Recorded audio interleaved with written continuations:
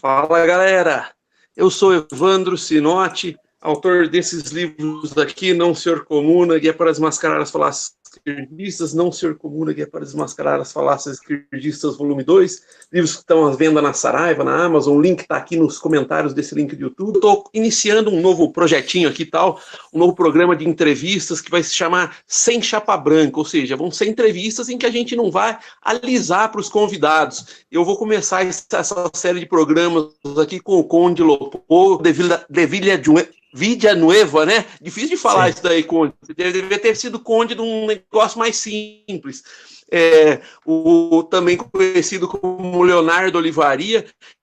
Eu agradeço ele por ter aceitado o convite. Pode se apresentar e falar um pouquinho. Olha só essa coisa de alisar aí, cuidado, hein? Essa coisa de alisar aí é suspeita. Tô brincando. Não, mas assim, enfim, eu acho que vocês já me conhecem, né, que até então eu tinha um vlog que foi arbitrariamente retirado do ar, né, pelo YouTube, inclusive eu vou mover um processo judicial para o Google. Aí, fora isso, né, acho que, em geral, as pessoas, assim, me veem de uma forma um tanto bipolar, né, ou me amam ou me odeiam, mas enfim... Mas enfim, né? Vamos lá. Vamos lá, cara. Já que você não quer alisar, então pode meter ferro. Vou começar. Por quê? Alô? Oi? Tá cortando, Conde, tá cortando. Por que Conde Lopô? De onde vem isso daí, cara? É uma brincadeira. Isso é uma zoeira minha. Porque quando eu usava nick, né? Às vezes eu usava nick de nobre, né? Dava uma de Deus Luvult, né? Tava assim... Então aí eu inventei mesmo, é uma brincadeira, toda brincadeira mesmo, nada sério, né? É simplesmente um nick, é simplesmente um pseudônimo, né? Então aí acabou pegando e pronto, acabei sendo conhecido dessa maneira, né? Mas nada de muito especial, nada de muito de fora do comum, né? Ô Conde, quem te acompanha bastante sabe que você é bastante crítico do liberalismo. Qual a sua crítica principal ao liberalismo e no que ele se diferencia do conservadorismo, né? Tem muita gente que tem dúvida, o que é conservadorismo, o que é liberalismo, o que é conservadorismo por Conde e o que por Conde? Bom, primeiramente, eu já fui um liberal, né, de alguma forma. Eu já tive simpatia pelo liberalismo, conservadorismo, digamos assim, liberalismo conservador, propriamente dito. Qual é o problema do liberalismo, né? O liberalismo, do ponto de vista metafísico, do ponto de vista do âmbito espiritual propriamente dito, é uma filosofia materialista.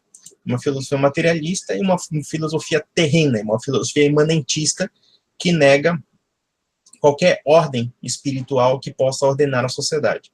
Então, por exemplo, quando eu, de fato, eu sou uma pessoa convertida ao catolicismo, e dá para perceber que realmente existem incongruências entre ser católico e ser liberal. Justamente, por exemplo, porque o liberalismo ele parte dos seus postulados através de uma filosofia que concebe a realidade estritamente dentro do âmbito do naturalismo, do puro naturalismo.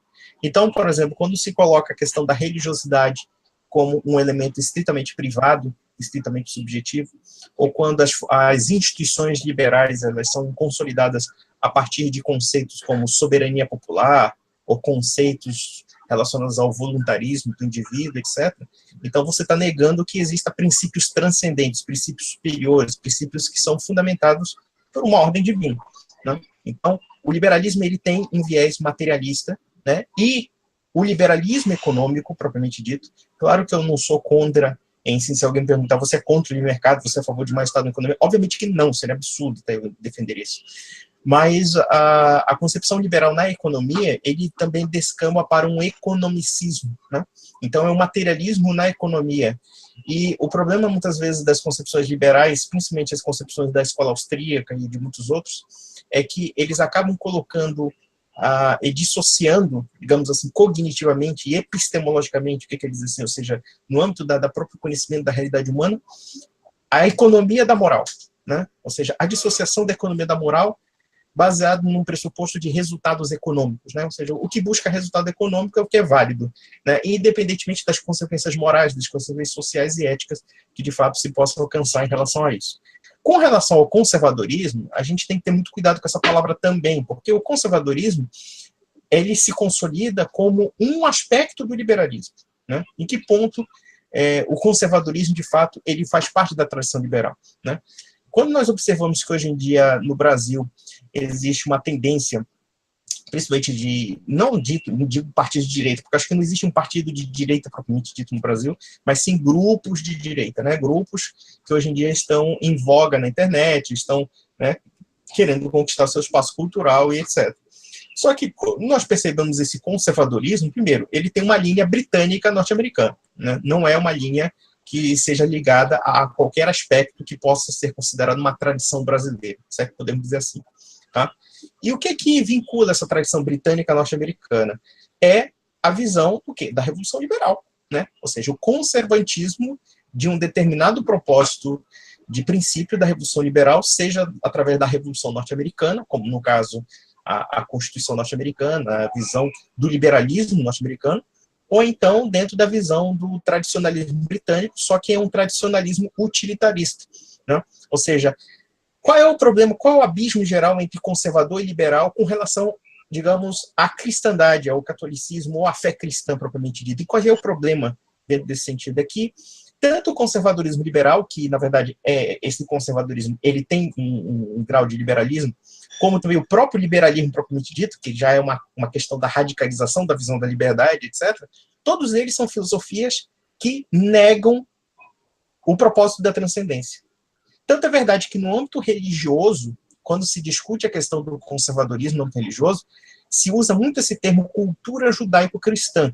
Só que cultura judaico-cristã aqui não é fé religiosa, não é dogma, não é questões relacionadas à eclésia, à igreja, mas sim ligadas ao quê? A um conjunto de preceitos culturais que foram guardados no tempo e no espaço e que, portanto, eles são preservados não porque eles refletem uma verdade eterna e atemporal, mas sim porque eles são socialmente úteis. Ora, mas em que ponto isso difere substancialmente do utilitarismo que tem os socialistas e outros grupos que, de fato, nós combatemos? Na verdade, a essência é a mesma, ou seja, a essência terrena, a essência da ideia de que os valores são formados a partir de circunstâncias sociais, ou seja, e da feita que nós afirmamos que os valores, digamos, os valores espirituais, os valores da justiça, os valores do direito, da moral, elas não têm uma referência absoluta, então elas são simplesmente produto das vontades humanas e dos interesses políticos constituídos conforme determinado momento. E isso que padece tanto o liberalismo como também o conservadorismo dentro da sua vertente liberal. Basicamente é isso. Fui claro? Alô, tá me ouvindo aí? Tá me escutando? Tô. Tá bom, vamos lá. Pode falar. Ah, tá. Ô, Cone, mas você não acha que certas críticas, você jogar todos os liberais, por exemplo, no mesmo pacote, não é um tanto quanto injusto? Por exemplo, tem alguns liberais que são mais liberais no sentido clássico do termo, ou seja, que eles defendem aquelas bases que foram estipuladas no Tratado de Roma de 57, que seria o liberalismo clássico, seria a livre circulação Tratado de de bens. quê? Tratado de Oi? quê? Tratado De de quê? Roma, de 1957. Sim. Tá. Esse Tratado de Roma de 1957 foi base para a criação da União Europeia vários anos depois, no início da década de 90, e que previa, né, dentro da União Europeia, a livre circulação de bens, de pessoas, sim, de capitais e de bens, circulação, bens, pessoas, capitais e serviços. Ou seja, que basicamente não tem... Não entra tanto. Eu entendo o que você quer dizer, essa crítica sua. Veja, primeiro que o pessoal do Tratado de Roma não foram os liberais que fizeram, foram os sociais-democratas. Foram os sociais-democratas que fizeram. Primeiro que a gente tem que corrigir isso aí. Na verdade, não foram os liberais, foram os sociais-democratas. Veja, circulação de bens, serviços, eu não sou contra, não estou questionando isso. Eu estou questionando os postulados liberais no âmbito dos seus princípios. Tá? A questão da liberdade econômica ou não, primeiramente, a gente tem que discutir o seguinte. A questão da produção da riqueza, do comércio, etc., é uma coisa. O outro caso é como se fundamenta valorativamente essa questão das relações humanas. O problema do liberalismo, vou pegar, por exemplo, o caso da União Europeia, já que você pegou um caso exemplar sobre isso. Veja, a União Europeia não é formada sobre liberalismo clássico. ela pode ser formada sobre liberalismo em alguns pontos, talvez morais, éticos, até mesmo econômicos em pontos, mas também a própria União Europeia, como também o próprio social-democracia, também reivindica concedâneo a um livre mercado também um poder estatal forte. Né? É isso que também tem que ser visto. Sim. Tá? Então, por Sim, exemplo, quando você falou do discordo de você. clássico, você falou do liberalismo clássico, tá? Vamos analisar as vertentes do liberalismo clássico. Veja, todas as ideias, por mais errôneas que elas sejam, tá? Não quer dizer que elas não tenham coisas positivas, tá? Residualmente falando, obviamente que tem liberais, autores liberais que são muito bons, é inegável isso. Quem é que vai dizer que Friedrich von Hayek não é um bom autor? É um bom autor. E quem vai dizer que Ludwig von Mises não tem algumas sacadas interessantes no âmbito econômico? O problema está, como eu falei, do princípio do âmbito epistemológico, da maneira como eles entendem a realidade. Tá? Por exemplo, você vai dizer que Adam Smith é um autor ruim? Não, não é um autor ruim. Mas, por exemplo, a lógica do utilitarismo que está implícito na teoria do liberalismo é problemática, entendeu? É nesse sentido que eu critico. Então, por exemplo, vamos pegar o caso da União Europeia. A União Europeia é um organismo completamente secular, certo? Quando nós falamos de um organismo secular aqui, e nós, por exemplo, acredito que você tem uma tendência mais conservadora, digamos assim, né? Quando nós temos hoje em dia uma bronca com os organismos que nós chamamos de globalistas, por assim dizer, como a ONU, até mesmo a União Europeia, que também pretende, né, ainda que a União Europeia efetivamente não seja, né, um Estado, mas sim uma confraria de nações europeias, mas quando esses grupos reivindicam uma estatalidade, o que significa que, digamos, a União Europeia, pelo menos teoricamente, reivindica uma soberania sobre as nações europeias, e, ao mesmo tempo, qual é o escopo de valores que é reivindicada essa soberania, né? Ou seja, baseado nessas agendas políticas que nós combatemos, agendas contra a família, agendas anticristãs, agendas pró-aborto, agendas, enfim. E aí, qual é o problema? O problema é o seguinte, o problema está na fundamentação dos valores dessa sociedade. Qual é a fundamentação dos valores da sociedade? São grupos políticos de pressão, são ONGs, são entidades financiadas por meia dúzia de magnatas vagabundos, e assim sucessivamente. É esse pessoal que está decidindo sobre nossas vidas, entendeu? Então, existem problemas substanciais dentro do liberalismo por causa desse imanentismo, dessa visão terrena, dessa visão que nega um aspecto transcendente. Né? Mas já que você falou do Tratado de Roma, então a gente vai fazer o seguinte, então, assim, veja, como lhe falei, aí vamos pegar o caso da União Europeia. Existem coisas positivas na União Europeia? Claro que existem. Tá? Por exemplo, a circulação de pessoas, a circulação de ideias, a circulação econômica, né, de certa forma é positivo. Como é positivo, por exemplo, que um espanhol chegue na França, que todo mundo se locomova em toda a Europa sem qualquer tipo de restrição. Como também é positivo, por exemplo, que o Banco Alemão chegue com cada Estado europeu e obrigue, por exemplo, uma austeridade fiscal. São elementos positivos. Mas existem também os elementos negativos. O anticristianismo da União Europeia é terrível, né? A propensão a ser um superestado é uma coisa perigosa, né? E o fato, por exemplo, de que nos Estados europeus, como há um intenso relativismo, porque, na verdade, o fundamento moral não está mais atrelado a uma concepção suprema de valores, mas sim por pressões de grupos minoritários, grupos organizados, grupos, né, que têm grana para influenciar a opinião pública, etc. Então, são elementos também que, no meu entender, são extremamente negativos também. Né? E nesse ponto o aspecto tenebroso e perigoso dos liberais, né? E do liberalismo, e também do conservadorismo, porque o conservadorismo sempre tem naquela posição de não querer confrontar com o que é algo ruim, né? E chutar barraca com esse povo, né? Porque eles querem preservar a ordem liberal, e a ordem liberal implica tolerância, inclusive coisas que são intoleráveis. Viu, Conde? Mas só para deixar claro, assim, eu não sou um defensor da União Europeia como organismo transnacional. Eu apenas citei, né, para citar o liberalismo clássico. Na verdade, o meu questionamento esqueça, por exemplo, a União Europeia. Eu quero dizer assim, em relação ao liberalismo clássico, você tem algum questionamento quanto a... Claro que tenho, quanto à ideia de livre circulação de pessoas, quanto à ideia de livre circulação de mercadorias, quanto à ideia de livre circulação de serviços e de capitais. Veja. Como eu já falei aqui, livre circulação de pessoas, de serviços e capitais é uma coisa. E isso não depende do liberalismo para existir. Isso que nós temos que entender.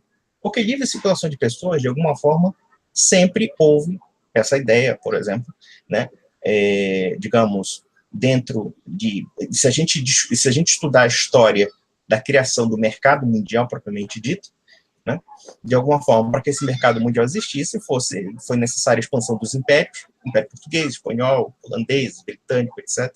Pois não? Só fazer um parêntese para você. Só para deixar claro, por exemplo, o que é livre circulação de capitais, livre circulação de bens, sim, em relação, por exemplo, à União Europeia, que é o exemplo que a gente citou, mas vamos supor que a gente transportasse, sim, esse exemplo para o resto do mundo. O livre circulação de capitais quer dizer que um italiano, por exemplo, pode depositar dinheiro num banco alemão sem restrições, sim, como se ele fosse um alemão, que a Fiat, por exemplo, pode vender a Fiat, que é italiana, pode vender seus carros na Espanha, sim, sem que a Espanha eu não vejo problema.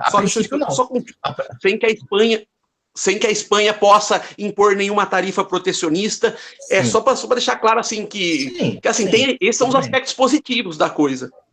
Sim, não, claro, obviamente, não estou negando isso. O que eu estou falando, o que eu estou criticando o liberalismo é na ordem dos princípios, porque, por exemplo, eu não estou criticando a ideia de mercado. O mercado ele sempre existiu, e eu acho que dentro de certos aspectos, de certas situações, ele tem aspectos positivos.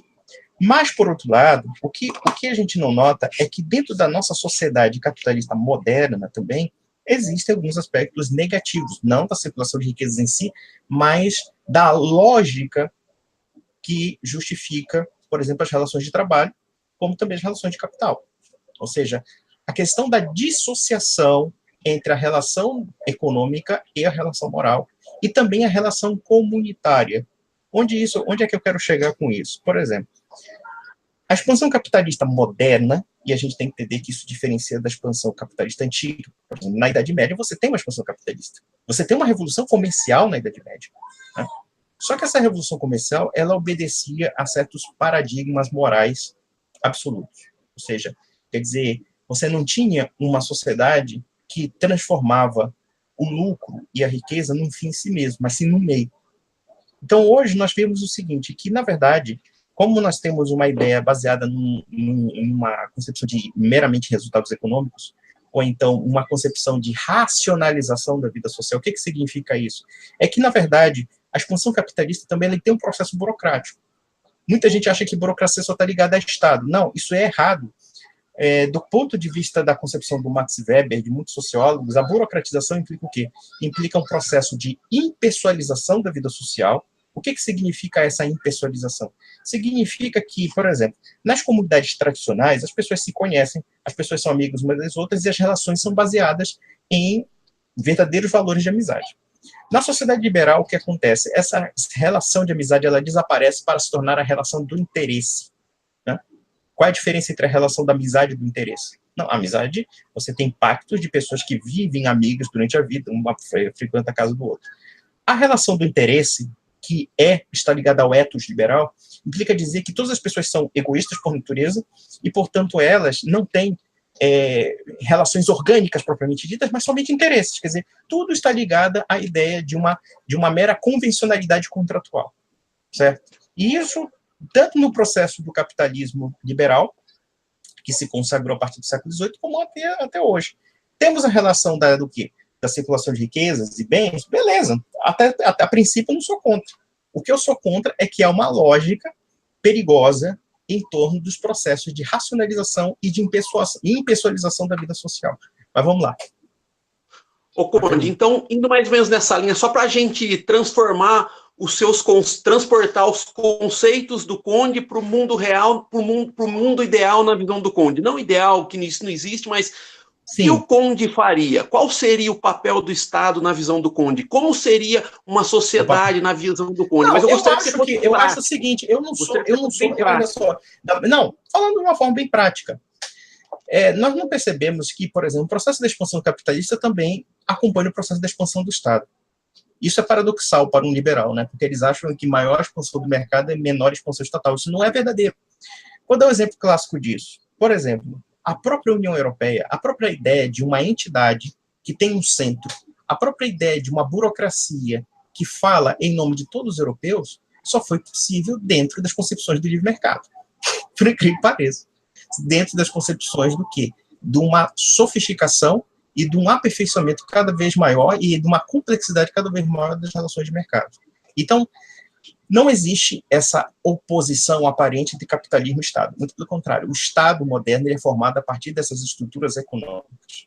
Essas estruturas econômicas complexas, elas não somente se refletem na vida pública e privada. Vamos ao que teoriza o Conde, né, já que você me perguntou. O que eu penso é o seguinte, que por mais que haja esse processo de impessoalização e racionalização, tem que haver um sentimento comunitarista que contraponha a esse processo de impessoalização. Em que ponto eu posso citar o que é impessoalização e o que é uma sociedade que há uma intimidade pessoal? Se nós observarmos, por exemplo, as relações de uma cidade do interior e a cidade grande, por exemplo. As relações de uma cidade interior, se nós percebemos bem, todas aquelas pessoas se conhecem, todas aquelas pessoas têm relações de cooperação e de amizade mútuas, e essas relações de cooperação e amizade mútuas, muitas vezes, suplantam até resultados econômicos. Você conhece o pipoqueiro da praça, você conhece o leiteiro, etc. Só que, na sociedade capitalista moderna, o que acontece? Você tem um processo de cada vez mais tornar aglomerados cada vez mais complexos e cada vez menos próximos das pessoas. Vamos pegar o caso do Google. Se eu ligar para as Nações Unidas e querer encontrar alguém que possa falar comigo para resolver um problema do Google, vai ser uma luta porque existe uma burocracia. Porque existe o quê? Um processo de impessoalização e distanciamento cada vez maior de sentido de comunidade. Você é de onde? De São Paulo? Você é de São Interior Paulo? de São Paulo. Interior de São Paulo. Qual cidade? Pirassununga. Pirassununga. Com certeza, vamos pegar o seguinte. Com certeza, as relações que você tem na sua cidade do interior são muito diferentes das relações de São Paulo. Você percebe, por exemplo, São Paulo é de longe a cidade mais rica do Brasil. Isso é inegável. É a cidade onde tem tudo. Tudo que você quiser consumir, você tem em São Paulo. Se você quiser consumir desde videogame até prostituta, você consome tudo, porque tudo está à venda, certo? Só que existe um problema. Veja como funciona a engrenagem chamada São Paulo. Uma engrenagem em que as pessoas vivem para o trabalho, onde todo um ritmo frenético, como se fosse uma máquina, uma engrenagem, ocupa o espaço da vida das pessoas, e essas pessoas não têm espaço para si próprias. E isso não é uma realidade de São Paulo, mas de qualquer país rico do mundo atualmente. Ou seja, que, na verdade, você vê um processo cada vez maior de destruição, de desconstrução de relações comunitárias, em que torna as pessoas atomizadas. O que significa atomizadas? Cada um cuida da sua vida, cada um no seu campo. Se teu vizinho está morrendo ali, você está cagando e andando com o seu vizinho, né? E o que acontece? Esse processo de prosperidade econômica também tem seu processo de desumanização. Então, é nesse sentido que eu coloco, muitas vezes, as minhas críticas ao capitalismo liberal. Porque nós não percebemos que, dentro do capitalismo liberal, existem estruturas de poder e existem formas que podem desumanizar as pessoas, mesmo com a prosperidade. Vamos analisar uma coisa. Com certeza, uma pessoa de São Paulo vive melhor do que uma pessoa de Belém do Pará, por exemplo. Ou, por exemplo, do interior de São Paulo. Mas existem formas de relações e de práticas cotidianas que são muito mais humanas no campo. São muito mais humanas numa cidade pequena e média do que numa cidade grande. E detalhe, existe um processo também de desconstrução cultural dentro da relação de mercado. Pelo menos a relação moderna de mercado. Porque a relação moderna de mercado não reconhece origem, não reconhece outra relação, senão a relação contratual, senão a relação baseada nos critérios do ganho, os critérios propriamente do lucro, porque o lucro é a finalidade. Eu posso exemplificar isso justamente pelo fato de que, por exemplo, quando você observa que São Paulo é uma sociedade também que você tem cultura de massa. O que é uma cultura de massa? Você tem uma sociedade em que a propaganda do comércio, a propaganda do consumo se torna um elemento formador e remodelador de comportamentos, como também remodelador de hábitos. O que diferencia, por exemplo, uma cultura tradicional do interior de São Paulo de uma cultura urbana paulista? Né? Como também poderia ser a cultura, por exemplo, tradicional do interior da Espanha e a cultura de Madrid. Ou então poderíamos até fazer uma comparação entre a cultura do interior de Portugal e a cultura de Lisboa, de uma capital, de uma grande capital.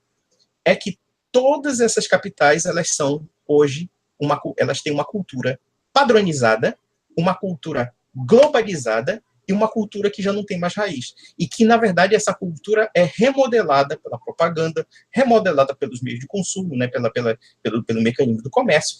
E não me vem dizer que nós somos totalmente livres para definir realmente o que gostamos ou não, porque existem técnicas de propaganda que, de fato, podem nos induzir a comprar, a consumir, como, de fato, a maioria é induzida a comprar e consumir.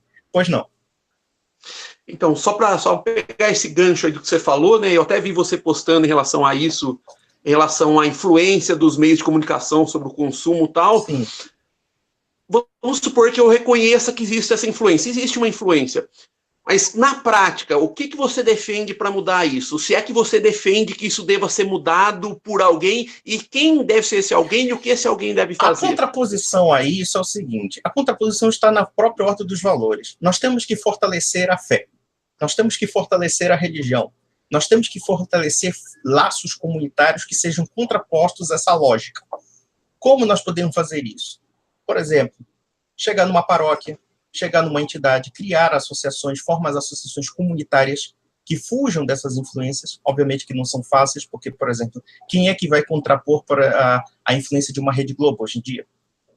Veja, por exemplo, uma coisa muito curiosa, você tem um poder de comunicação, né, que é financiado por milhões de dólares, que remodela comportamentos. Quem disser que, por exemplo, uma novela não remodela comportamento numa sociedade está completamente obtuso, não tem muita certeza disso. Então, você percebe que, por exemplo, a sociedade liberal, de alguma forma, ela permite esse tipo de ambiente. Ela permite esse tipo de ambiente. E ela permite também esse tipo de desconstrução cultural e moral. É aquela coisa, o que é São Paulo? São Paulo é uma cidade que não tem raiz, é uma cidade que não tem origem. A origem está ligada ao quê? Está ligada a uma cultura de massas, uma cultura em que milhões de pessoas, olha só que coisa curiosa, milhões de pessoas que mal se conhecem, milhões de pessoas que não têm convívio algum, os convívios são abertamente circunstanciais dentro de estruturas de poder, tanto da economia como também da política, que na prática pode esmagá-los. Então você vê que, por exemplo, eu vou situar melhor, já que nós estamos falando de uma cidade interior, por exemplo, nas cidades interioranas, ou nas tradições propriamente ditas orgânicas, o que são as tradições orgânicas? As tradições que eram anteriores a essa visão moderna. Cada indivíduo, quando nascer dentro de uma comunidade, primeiro, essa comunidade se conhecer, porque era uma comunidade pequena, já começa por aí, né? O segundo ponto é que existia um conceito ético que os unia. E esse conceito ético era a própria igreja, era a própria religião, é a fé cristã. Numa sociedade urbana como a nossa, em que se bombardeia de tudo, para você comprar tudo, para você sentir gente, e até mesmo para você comprar pornografia, para você comprar puta, para você comprar tudo, tá? Baseado numa ideia de que você é livre para exercer os seus desejos, e quando na verdade você sofre uma porrada de estímulos para você desejar. Como é que você vai pensar bem nisso? Quantos estímulos você sofre? Milhares de estímulos para que você queira alguma coisa. Obviamente que isso não retira a responsabilidade individual de quem escolhe, obviamente que não. Mas veja que a cultura está sendo remodelada para isso. E quem é que vai pensar diferente? Pois não. Então, mas como diminuir na prática essa influência das grandes emissoras de TV, e se você acha que cabe ao Estado algum papel em relação a isso? Eu acharia que caberia à comunidade fazer isso. A comunidade tem que criar os seus mecanismos de defesa. Eu não acho que o Estado vai resolver o problema, justamente porque o Estado também, como uma estrutura de poder, ele também faz parte desse processo de corrupção. Vamos analisar uma coisa. Da mesma forma que a Rede Globo pode financiar funk em todo o Brasil, e baseado nisso, pelo fato de ela se tornar um elemento de comunicação, de influência, maior, por exemplo, do que o teu pai, do que a tua mãe. Porque, vejam, quando nós falamos de uma tradição, ou de várias tradições, nós estamos falando de conhecimentos e saberes que são transmitidos de geração em geração, certo? Quando você vê que hoje em dia a TV pode inocular qualquer porcaria na cabeça do teu filho, de uma forma desarmada, digamos assim, o que acontece? Nós percebemos que há uma modificação substancial da formação do imaginário das pessoas. Então, por exemplo, quando a gente fala aqui do caso de uma imprensa, de uma grande mídia, né? Ou quando você fala de uma sociedade de consumo, como São Paulo, né? Em que um garotinho de 16 anos se sente importante porque ele tem que ter um carro do ano. Né? Isso não é uma mudança substancial na ordem valorativa de como nós temos que priorizar nossas vidas? A nossa vida tem que ser priorizada para nossas famílias, tem que ser priorizada para os amigos, tem que ser priorizada para a justiça, para a honestidade, para a honradez, etc. Obviamente que isso não exime a busca de melhorias materiais, mas isso não pode ser o epicentro da nossa vida. Tem gente que se mata de trabalhar porque eu quero ter muito dinheiro, não tem a porra de um filho, fica educando um cachorro. Por que isso? É porque existe uma inversão de valores nessa sociedade. E isso dentro de uma sociedade capitalista mesmo. Porque, veja, até mesmo nos partidos políticos, por exemplo, os partidos políticos liberais e os partidos políticos socialistas, todo mundo fala de prosperidade. Olha, eu quero ter um carro na garagem, quero ter um PlayStation, quero ter sei lá o quê. Mas isso não é a finalidade da nossa vida. Isso aí um dia vai passar. Tem coisas muito mais importantes do que isso. Ô, Conde, especificamente em relação ao Estado, o que o Estado deve fazer? Ou seja, o que o Estado legalmente estabelecido deve fazer, onde ele deve atuar, assim, qual é o seu papel do Estado na sociedade? O papel do Estado, naturalmente, é atender de forma subsidiária aquilo que a sociedade não pode resolver por conta própria. O que é o princípio da subsidiariedade? Por exemplo, se você pode resolver com o seu vizinho, tá?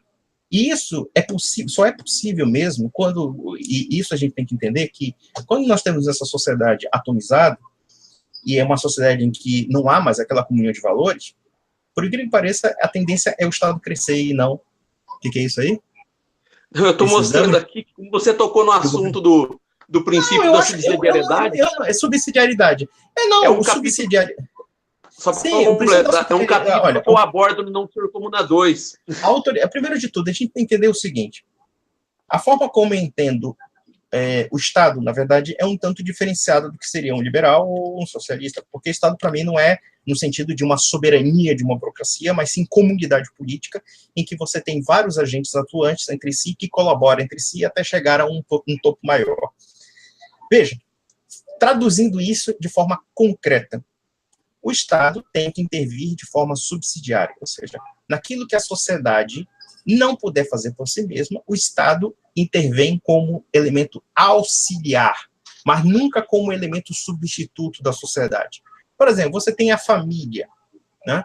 A família, ela se consagra baseada nos laços de consanguinidade e parentesco. E o Estado, ele tem o dever de zelar por essa entidade nuclear, por assim dizer, né? A palavra aí está sendo mal empregada, mas essa entidade institucional chamada família. Nós percebemos hoje que, como o Estado não tem mais nenhum fundamento, senão baseado nas pressões dos grupos políticos e nas pressões, por exemplo, de ONGs, de entidades, do grande capital, por assim dizer, que financia essas ONGs, porque quem é que financia essas ONGs pró-aborto, essas ONGs de instituição da família? São grandes capitalistas, grandes banqueiros, grandes burgueses, né, propriamente ditos. Então, você vê que como nós temos uma carência do ponto de vista principiológico, o que é o princípio? O princípio é aquilo que nos orienta como norma de conduta. Como nós não temos isso, o que acontece? O Estado intervém para destruir. Intervém para destruir aquelas relações que tradicionalmente, ou pelo menos foram, até certo ponto, consagradas pela sociedade para a sua própria subsistência e para a sua própria manutenção. Por exemplo, quando o Estado intervém na educação, quando o Estado intervém na cultura, quando o Estado intervém, e isso em colaboração até mesmo com essas relação de cultura de massas que o próprio mercado cria, ela tem um efeito devastador. Vejam que, por exemplo, aí você me pergunta, o que o Estado tem que fazer? O Estado tem que ser subsidiário da sociedade dentro do exercício das potencialidades que essa sociedade deve ter, né? É essa a função do Estado. A função do Estado é colaborar com as famílias, colaborar com as entidades sociais intermediárias para a consagração do bem comum. Pois não. Só para deixar claro, só que eu mostrei aqui a imagem, é porque eu tenho um capítulo no Não Ser Comuna 2, que é Precisamos de um governo federal forte que centraliza as decisões. Como todo título de capítulo do Não Ser Comuna, completamente absurdo. Isso aqui é uma falácia. Então, na verdade, eu desmascaro essa falácia. Nisso concordamos. E nesse capítulo... E nesse capítulo... eu tô só completando o que você disse. Sim. E nesse capítulo, mais ou menos, eu abordo o que você falou, que o Estado tem que ter uma função subsidiária. Até, é porque você tocou no assunto que me deu vontade de mostrar o capítulo. Até tá aqui uma família que, na verdade, tem prioridade em relação ao Estado. Só uma observação. Só uma observação. Existe um erro muito crasso que o fato de você criticar a estrutura capitalista de sociedade, quando falamos de capitalista, claro, não é qualquer relação econômica de comércio ou relação econômica de produção industrial. Não é isso. Eu estou criticando uma forma de desenvolvimento econômico que prioriza certos resultados acima de certos princípios. Tá? É nesse sentido que nós temos que entender. Mas veja, ser crítico, só uma observação, ser crítico de alguns pontos da nossa sociedade de mercado, nossa sociedade de consumo, sociedade de massas, não quer dizer necessariamente que você acha que o Estado vai resolver esses problemas. O Estado não vai resolver. Não vai resolver. É isso que eu acho. Eu acho que o Estado não vai resolver. O Estado, como eu falei aqui, pode intervir de forma subsidiária, mas o problema é muito mais profundo do que o próprio Estado. Não é em si o Estado que vai resolver os problemas. Na verdade, é a sociedade que vai ter que resolver esses problemas dentro de outras soluções que não sejam a solução, vamos viver em torno do livre mercado, em torno do Estado. Mas vamos lá. Então, só para tentar transportar, então, ainda tentar transportar isso um pouco para o sentido prático, para a nossa realidade brasileira aqui. Você acha que, por exemplo, essa carga tributária brasileira, na faixa de 34%, 35% do PIB, ela está suficiente, é insuficiente, deveria ser mais, deveria ser menos, está bom, o Estado está fazendo alguma coisa que ele não devia? Eu vou dar dinheiro para político, porra. Eu vou dar dinheiro para político, porra. O Estado está fazendo alguma coisa que ele não devia, tem coisa que ele devia estar fazendo e não está fazendo. Qual que é a sua visão aí? Mas, agora, bem por Olha, eu sou realidade, um tradicionalista. Critique o modelo brasileiro, dizendo prós e contras. Vamos criticar o modelo brasileiro. Vamos criticar o modelo brasileiro. Preliminarmente, nós temos que entender uma coisa. Olha, existem coisas que hoje em dia... o problema, muitas vezes, é que como hoje...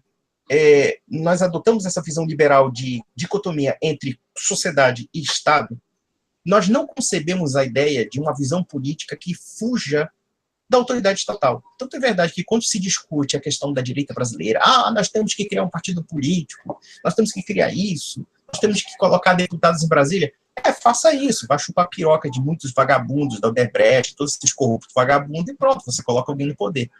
Mas você pode ter uma outra solução. E essa solução, de alguma forma, ela acontece. Só que ela acontece de forma marginal. Por exemplo, pegue-se, por exemplo, o trabalho de um homem como o Paulo Ricardo, o padre Paulo Ricardo. O padre Paulo Ricardo, sem a ajuda do Estado, sem a ajuda de... assim, sem qualquer alarde, ele convoca uma comunidade de pessoas que têm um ethos católico, cristão, etc., e criam formas associativas.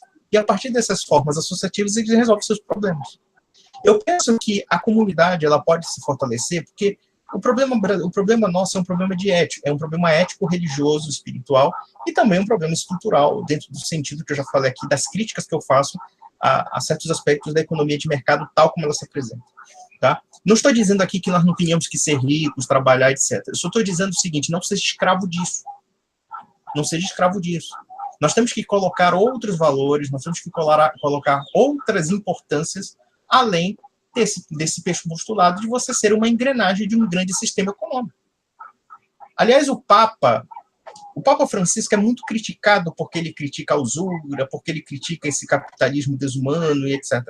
As pessoas não entendem muito bem o Papa Francisco. Tem muitas críticas que eu faço ao Papa Francisco e claro, eu tenho muitas divergências com o que o Papa prega, muitas coisas.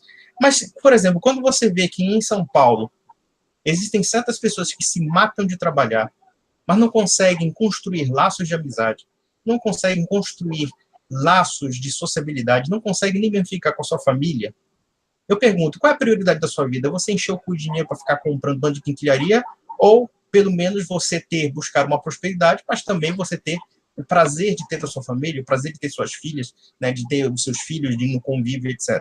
Eu vou dar um exemplo clássico de como isso também pode ser algo desumano. Você sabia que em São Paulo, hoje em dia, as famílias ricas elas já não educam mais as crianças, elas passam um bando de babazinha, tudo terceirizado, já se terceirizou até a educação de criança, certo?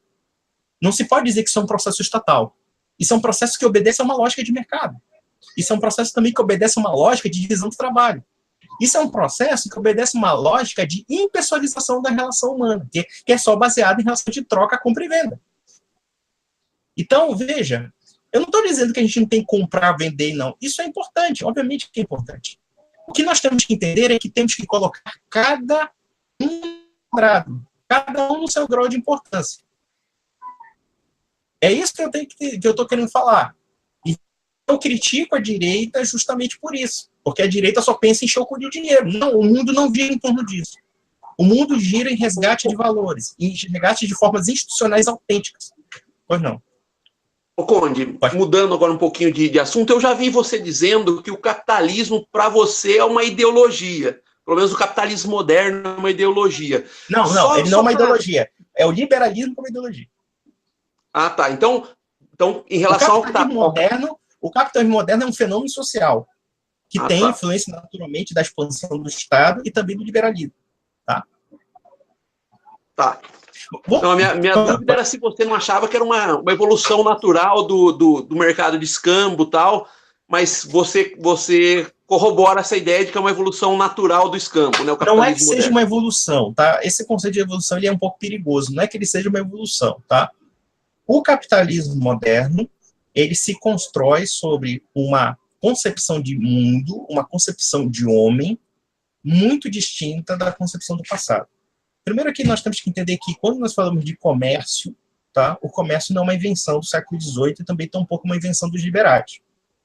O comércio, se nós falarmos do comércio da Europa, nós temos a transição do Império Romano, quando houve a desagregação do Império Romano, e houve um renascimento depois de 3 séculos de guerras, de invasões bárbaras, né, dos vikings ao norte da Europa, dos muçulmanos ao sul da Europa. A Europa ficou totalmente isolada do contexto, porque o comércio da Europa no século VII e VIII era o comércio do mundo oriental, do mundo que até então era o norte da África e o mundo árabe e até o mundo indiano, chegava até China e Índia, né, dependendo das rotas. Só que essas rotas foram tomadas pelos islâmicos, certo?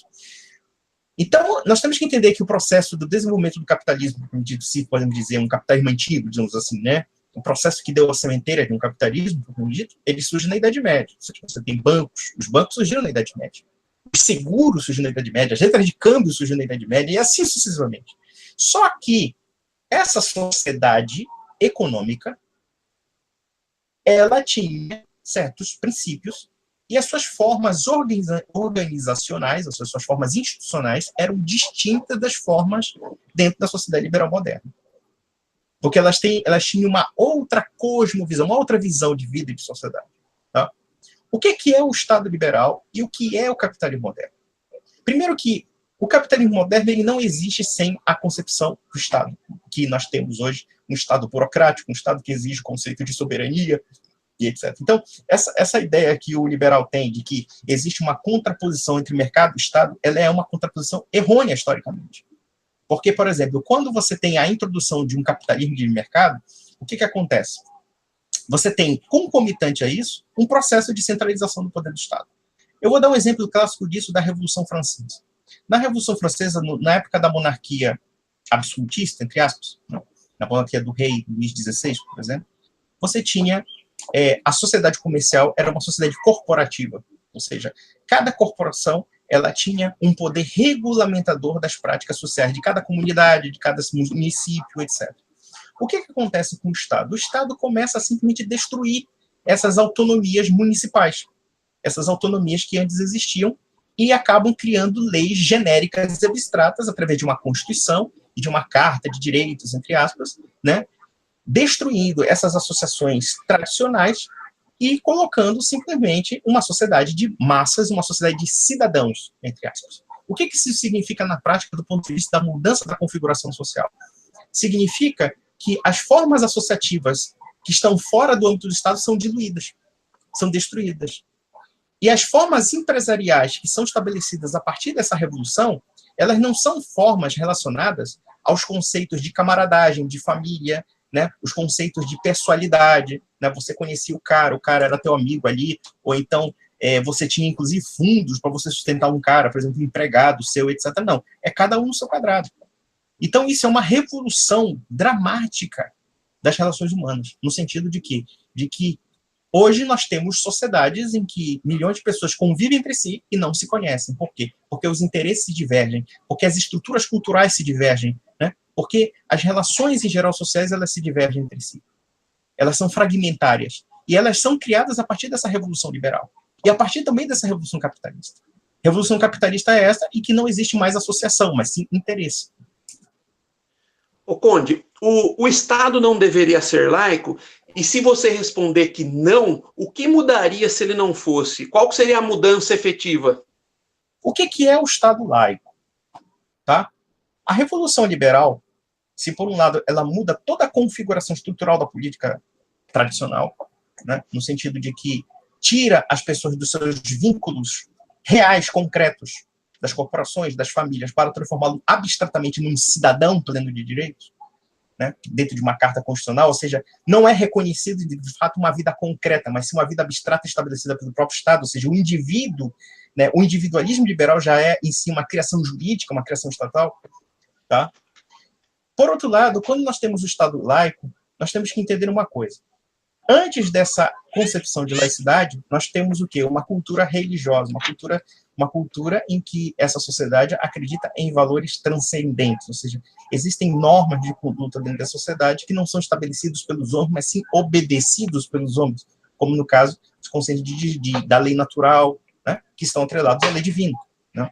Quando o Estado liberal se consagra na laicidade, ela o faz não porque ela está preocupada com a liberdade religiosa, que coisa linda e maravilhosa, né? Mas sim porque ela está querendo tomar os espaços da igreja. Quando nós nos perguntamos no século XVIII como é que os pobres eram atendidos, né? Já que não existia, por exemplo, hoje em dia nós temos um Estado, né? O Estado do bem-estar social, né? Nós temos o Bolsa Família, nós temos hospitais públicos, nós temos educação pública, né? Mas na Idade Média e também até o século XVIII, esses serviços não eram feitos pelo Estado. Não eram feitos pelo Estado. Quem é que fazia esse serviço? Era a igreja. Quando não era a igreja, era uma corporação, uma entidade corporativa. Ou então, famílias que se uniam e se juntavam, suas somas, etc.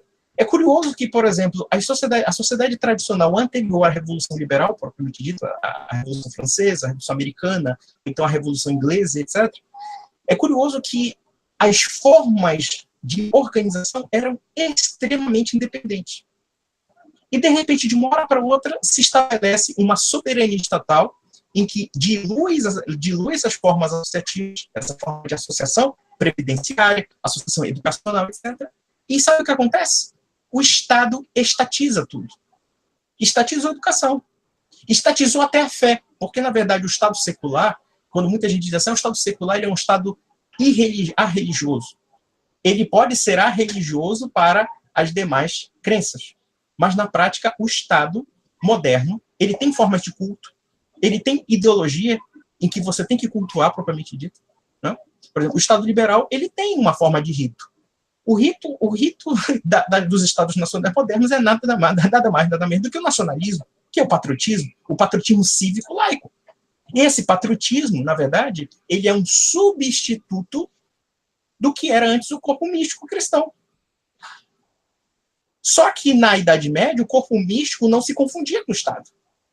O Estado obedecia os valores da igreja. Hoje é o contrário. O Estado, ele se torna soberano, por um lado, e, ao mesmo tempo, ele se torna despótico justamente porque ele, em último caso, é a palavra para resolver todos os problemas da sociedade. Então, você percebe aí um processo de concentração do poder. E já falando sobre o Estado laico, o que é o Estado laico? O Estado laico é um Estado que nega qualquer tipo de valor que seja além dele próprio, enquanto entidade política, porque sendo o Estado laico, ele é um Estado naturalista, ele é um Estado materialista, e, por outro lado, ele é um Estado que privatiza a religião. A religião não é mais um elemento inerente da realidade, da cultura, mas sim subjetivo, pessoal. E aí eu pergunto, se eu sou a favor ou contra o Estado laico? Naturalmente que eu sou contra o Estado laico, porque eu sou cristão, eu sou católico. E alguém perguntaria assim, como é que seria um Estado católico? Bom, a nossa sociedade, pelo menos, se presume ser cristã.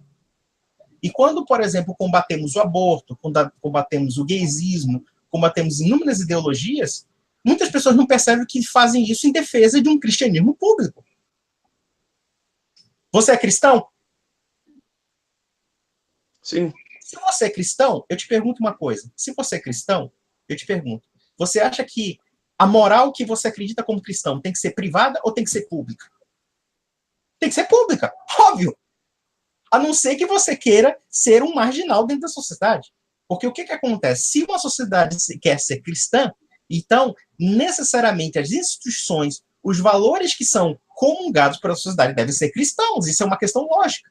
O problema é que o Estado laico, sendo um Estado que se coloca num indiferentismo religioso, porque eles têm várias gradações, a gradação da tolerância religiosa, segundo o Estado laico, pode ser o indiferentismo, ou seja, que as religiões elas são apenas questões subjetivas da cabeça de cada um, porque, objetivamente falando, essa sociedade não reconhece nenhuma importância a elas. Mas isso pode ser aplicado a uma sociedade brasileira que foi formada na égide da Igreja Católica, na égide de uma tradição milenar, dizer que essa tradição milenar é tão subjetiva como o satanismo, como, sei lá, o Xing ou qualquer outra coisa, como qualquer outra ideologia. Obviamente que isso é absurdo. Obviamente que isso é absurdo por quê? Porque as estruturas sociais que a Igreja Católica construiu não podem ser niveladas por esses caprichos ideológicos e políticos baseados em meras subjetividades que não construíram coisa alguma. Agora, alguém pergunta para mim, como é que seria as minorias religiosas, digamos que a nossa sociedade fosse católica? Ora, as minorias religiosas seriam preservadas desde sempre. O fato de haver uma sociedade religiosa não quer dizer que as minorias não sejam respeitadas, uma coisa não tem nada a ver com a outra. O Papa, olha só, no século XV, no século XVI, havia uma comunidade judaica em Roma, comunidade que sobreviveu até a Segunda Guerra Mundial, e quem salvou a comunidade judaica de Roma na Segunda Guerra Mundial foi o papado. E aí eu pergunto, e aí? Ô, Conde, deixa eu perguntar para você. Eu já vi você criticando os neocons. O que é um neocon e por que um neocon não é um verdadeiro conservador? Não é que, eu acho que o neocon ele é conservador à sua maneira. Porque, veja, a palavra conservar aí, né, conservador, né, ele quer conservar alguma coisa. O problema do neocon é que ele não quer conservar nada de Brasil. Porque a ideologia neoconservadora é uma ideologia muito específica da realidade social norte-americana. Então, as pessoas elas querem aplicar conceitos, valores e dimensões antropológicas de um povo que são totalmente diferentes do nosso.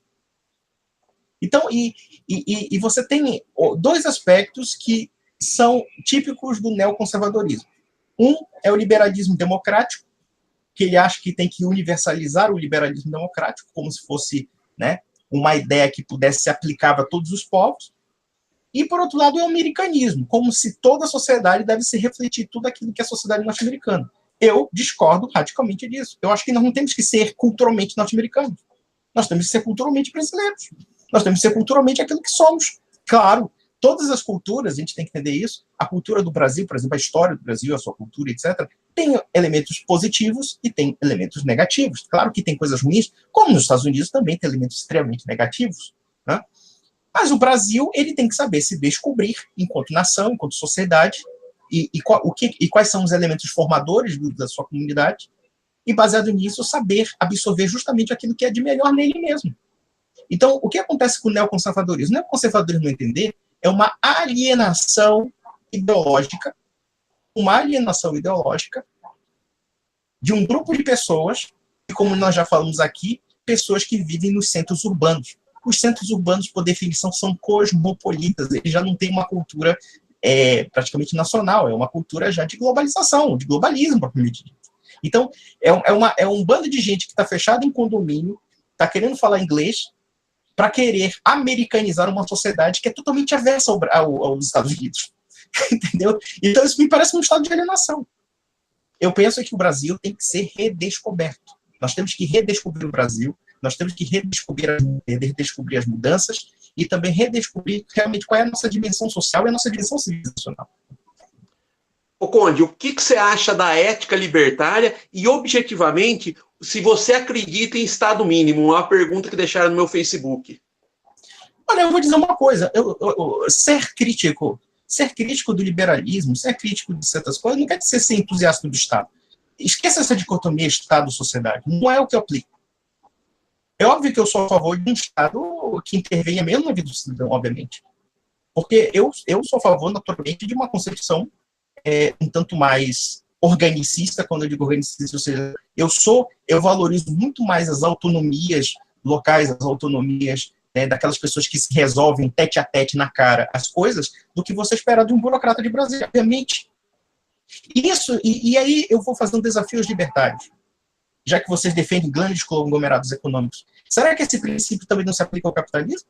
O fato de que você tem um grande conglomerado econômico, mundial, muitas vezes multinacional, isso também não leva a um processo desse mesmo tipo de distanciamento, que pode também ser um processo de distanciamento do Estado? É também um problema. Veja, eu não estou dizendo aqui que eu seja contra multinacional, contra investimento estrangeiro, não. Obviamente que eu não sou necessariamente contra isso, tá?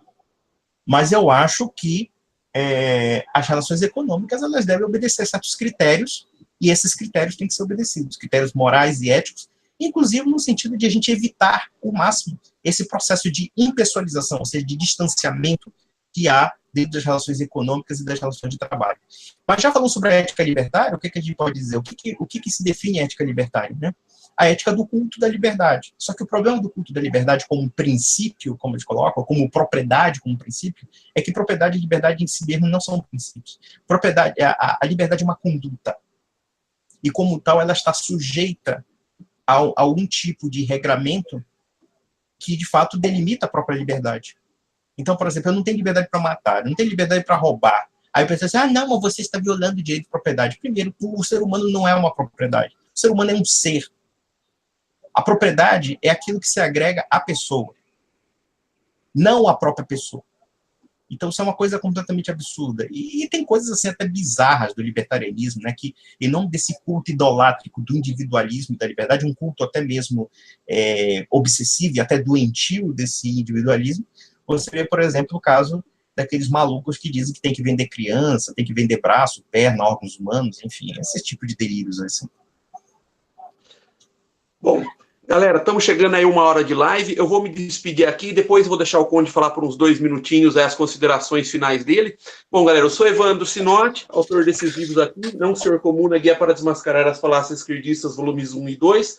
O link para comprar está aí na descrição. Eu queria agradecer ao Conde por ser o primeiro que aceitou participar desse meu novo programa de entrevistas aqui, que é Sem Chapa Branca, que a gente procura fazer uma entrevista indo direto ao ponto, né, tentando ser incisivo. O Conde fala bastante, é difícil interromper ele, que ele fala bastante, fala bem. Bom, eu até peço desculpa, porque às vezes é aquela história, porque quando a cabeça trabalha, aí a gente não para, aí a gente vai metralhadora giratória.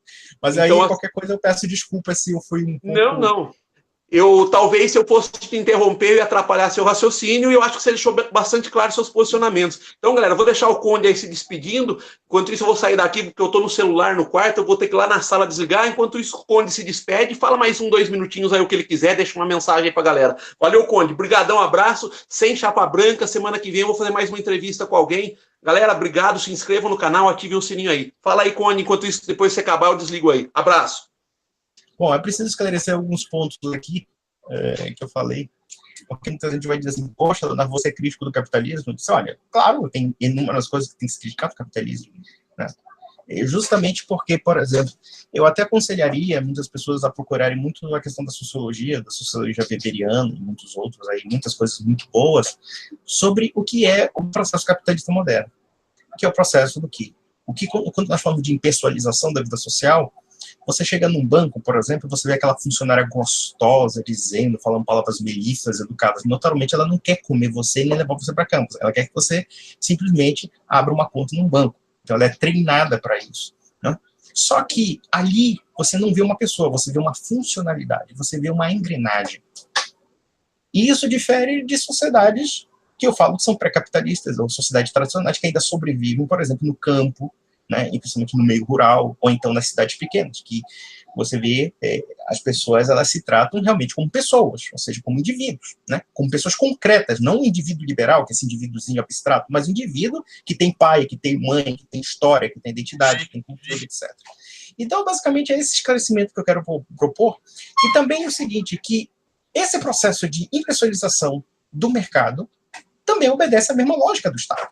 Porque também o Estado obedece a um processo de impessoalização, né? Ou seja, que, na verdade, você vê um burocrata lá que chora feio, com cara de cu, né? E está cumprindo uma lei abstrata. E, vamos ser bem sinceros, vamos nos perguntar se necessariamente essas leis criadas por um burocrata de Brasília, pelo Congresso Nacional, têm realmente uma relação fundamental com a sua vida cotidiana, no que diz respeito da sua participação daquilo que, de fato, foi criado. Obviamente que não. E quem é que introduz essa merda? São os liberais, naturalmente, lamentavelmente. Mas é isso, meus amigos, é isso. Eu, desde já, agradeço a oportunidade do Sinotti ter me dado espaço. Aliás, eu queria falar, por exemplo, que eu estou preparando uns cursos de história, em que eu vou falar sobre várias coisas aí, essas coisas, inclusive esses detalhes históricos, eu vou me aprofundar bastante, Eu peço apenas que tenha um pouco de paciência, porque eu tenho que gravar, tenho que preparar textos, etc., né, para fazer uma coisa bem feita. Mas, desde já, eu agradeço pela oportunidade mais uma vez e muito obrigado por terem paciência de me escutar.